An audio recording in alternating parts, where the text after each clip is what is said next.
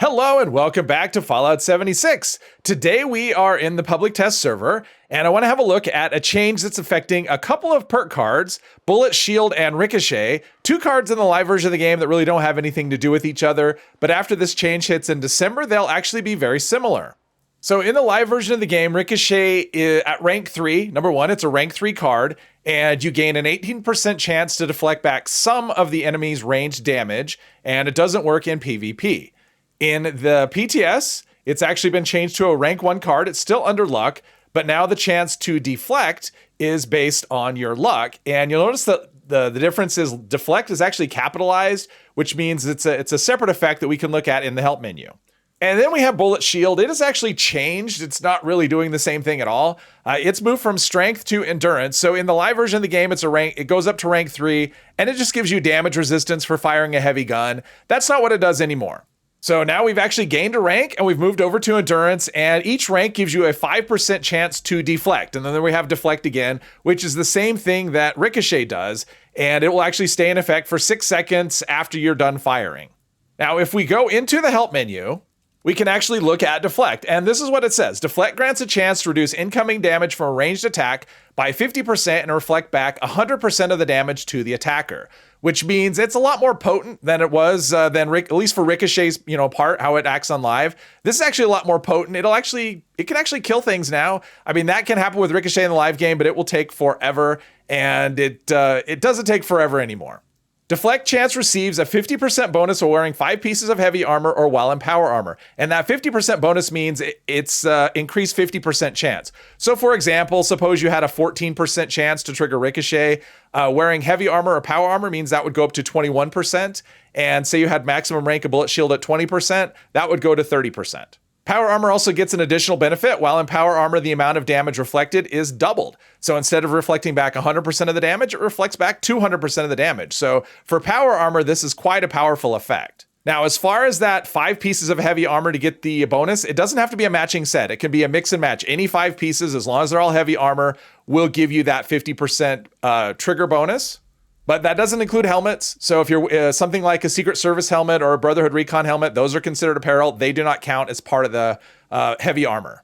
And power armor, it doesn't say how many pieces, and that's because it doesn't matter. As long as you have a power armor frame and you're wearing a power armor frame, that's enough to trigger the bonus. Okay, so currently I am just wearing stealth armor, so I don't have a heavy armor on. And my luck is 15. So with no heavy armor and luck of 15... we can actually see in the Pip-Boy, my Ricochet chance is 14%. So I have a 14% chance to trigger, which is obviously lower than the 18% it would be on the live version of the game. And Bullet Shield doesn't show up anywhere in the Pip-Boy because it's not active unless I'm firing a heavy gun. All right, so here I have looks like a light machine gun, which counts as a heavy gun. So if I fire that and go into the Pip-Boy, it'll actually show the effect. So if I shoot it, go into the Pip-Boy, you can see Bullet Shield, it's the second item down, plus 20% deflect chance. So that's how you know. Of course, it doesn't stay there very long because it only lasts for 6 seconds. And those two effects should stack together. At least that's how they should work. It's really hard for me to tell if they're actually stacking. But in theory, you could actually get this effect to be quite high if you're using both Bullet Shield and Ricochet. All right, now you can see I am wearing power armor. And now we're getting 21%. So we went from 14% to 21% because we are getting that heavy armor / power armor bonus. So now it'll trigger 21% of the time. And if we shoot our heavy gun and go into the Pip-Boy, we could see we are getting Bullet Shield. We are getting a 30% chance. So between those two, that's a pretty high rate, a pretty high chance for an enemy ranged attack to trigger. Now, one thing I want to mention about Deflect, it is only dealing with ranged attacks. And what counts as a ranged attack seems to be kind of variable. I've found that guns and turrets are pretty consistent. They're a ranged attack, whether it's an energy or ballistic, it doesn't seem to matter. But creatures seem to be kind of hit and miss as far as that goes.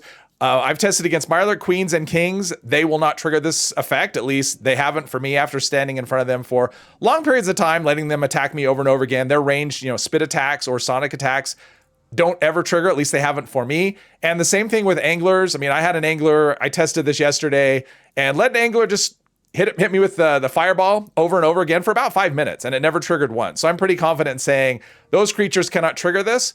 Now, the Ultrasight Terror, the giant snake at the end of raids, actually can trigger this. So it has a poison spit attack. So it seems like a creature by creature basis. Some may trigger it, some may not. But in terms of enemy weapons and turrets, that seems to be pretty constant. And just one more thing on Ricochet. Now, as far as that goes, this is with 15 luck and heavy armor. I'm at 21%. I did test this on a low health character with 33 luck wearing heavy armor, and it went up to 32%. So it can actually scale a bit. There is a flattening point, but it actually can scale with higher luck. All right, so let's test this out a little bit just to see how strong it can be. Against something like a turret, I will say turrets will actually kill themselves rather quickly because it has a high fire rate, and so it'll just have a lot more chance to trigger. And we'll also fire the heavy gun just to make sure. We'll do that, make sure I won't shoot at it, but once we get it to trigger, you can actually see its health just vanishes. So, which would not happen with just Ricochet alone. I mean, it would, it wouldn't happen with just Ricochet alone on the, see now this is just Ricochet, so it's not triggering quite as often. But on the live version of the game, Ricochet doesn't reflect back enough. You know, the amount of damage it reflects back just isn't really strong enough. But this deals with turrets rather quickly. Obviously I wouldn't do that. I wouldn't walk in and just shoot nothing. But you can see this Protectron, it's at half health. From its, yeah, there we go. Stuff will just, and if I just fire the heavy gun, just to give it more chance to trigger. See that, his health is down pretty far. The biggest frustration, yeah, see this killed himself. The biggest frustration is some enemies aren't super accurate. I mean, robots tend to be pretty good. Now this is just gonna be melee, so we don't need to deal with that. But this guy, this turret should burn itself out pretty quickly. This one's melee, so we have to deal with them another, yeah, melee enemies.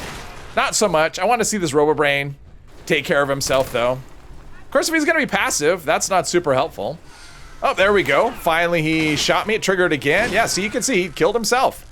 So this is a pretty effective use. I mean, obviously, you're not just going to walk through an area and not fire. I mean, you might. If you're going through a silo and you just want to run through it as quick as possible, this could be very helpful to be kind of kill things passively. Now, another nice thing about Deflect is it does count as you tagging the enemy. So even if you never fire a shot directly, if this effect triggers, it counts as tagging, and you will get experience when the enemy dies eventually. All right, so let's try against something that's not quite as, maybe not quite as accurate, and doesn't fire as quickly as this. We can take care of the Hound, since it's only gonna give me, there we go. Now, obviously, it is dependent on how much damage they do as well. Like, it's reflecting back. I mean, at this point, it's reflecting back double damage. But if they're doing low damage, it will still take some time to do. Oh, and it also doesn't work with explosives. So, you know, if they're throwing grenades at you, that's not gonna trigger at all. Let's see, we've got a Hound to deal with here. And see, they both killed themselves. Just with this trigger, I'm gonna get rid of the, where's someone firing a missile launcher? Let's get rid of the melee guy. Get rid of melee, get rid of the missile launcher people. Thought there was one in, oh, there wasn't. Someone was shooting a missile launcher at me. I guess they changed their mind. I'm just shooting the gun from time to time so I get the most chance, but eventually be able to clear the town out. Probably if I hold still, that will help things a bit, make me easier to hit. I am kind of a big stationary target. So his health is there. His health is about halfway down. They're triggering. A super mutant with a minigun, I will say. I was hoping we'd find one in here, but we didn't. We didn't get lucky this time. But a super mutant with a minigun, they will kill themselves very quickly. Basically, it's the same as a turret. It's a high-speed turret. They die very, very quickly just because of the hit chance. Yep, he killed himself. This one, probably just one more trigger Ricochet, and he'll be dead. Ooh, maybe not. Another trigger. He died as well. So the whole town. Obviously, this is it's not necessarily a speedy way to kill things, but it is kind of a nice little benefit of these perks. They're very strong. It's nice when the damage reflected back is actually a significant amount. Fortunately, they will often miss more than they will hit, and there we go. Finally. So just a note on vampires, it doesn't really have much synergy with this effect.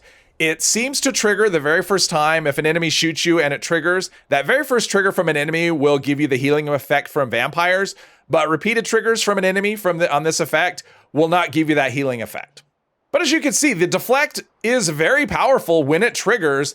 Now, would I run these when it comes to the live version of the game? I've been running both on the PTS, but as far as what I run this, I'll definitely be running Ricochet. I mean, it's a 1-point card. So for 1 point, it's super strong, super beneficial. As far as Bullet Shield, I don't know. There's a lot of good endurance perks now, and 4 points is a lot to ask. So I'm not positive I would run Bullet Shield. I don't know. We'll wait and see when it comes to live, see how it actually shakes out. Obviously, this is all subject to change.